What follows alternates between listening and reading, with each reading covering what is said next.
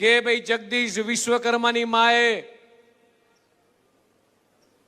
માથે બળીતા લાકડા ઉપાડ્યા ચૂલા સળગાયા છે. મારે કેવું છે, મારી એકલાની માતા અને કેટલાયની માતાઓએ એ કોંગ્રેસના રાજમાં એ માથે લાકડા લઈ અને ચૂલા સળગાવતા હતા. એ દિવસો ભૂલી ના જતા.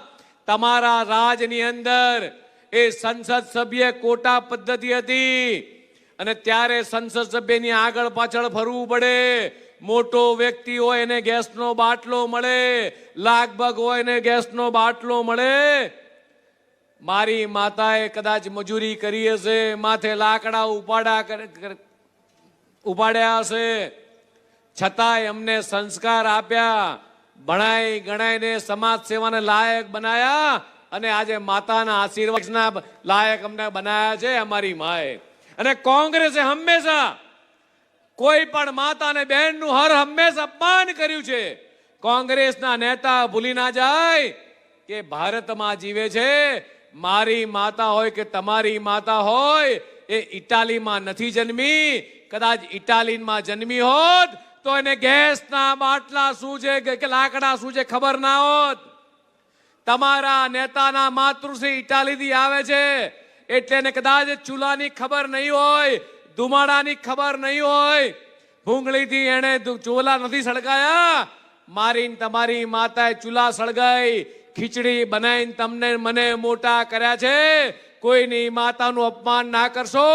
મારી આ અમરેલીની પ્રજા કે મારી ગુજરાતની 6.5 કરોડ જનતાએ તમને 30 વર્ષથી એ તમને સેવાથી વંચિત રાખ્યા છે, સત્તાથી વંચિત રાખ્યા છે.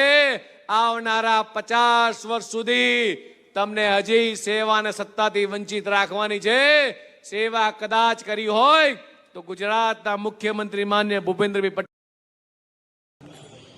પ્રદેશ પ્રમુખ ભારતીય જનતા પાર્ટીના આવ્યા હતા.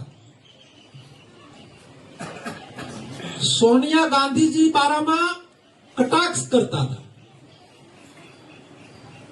ભણના દીકરાઓ રામ યુગની અંદર ગાદીનો કોઈ ત્યાગ કર્યો હોય તો એક ભગવાન રામે કર્યો, અને આ કળયુગની અંદર કોઈ ગાદીનો ત્યાગ કર્યો હોય તો એક સોનિયા ગાંધીએ કર્યો. સવારે વડાપ્રધાન બનતા એને કોઈ રોકી નહોતું શકતું.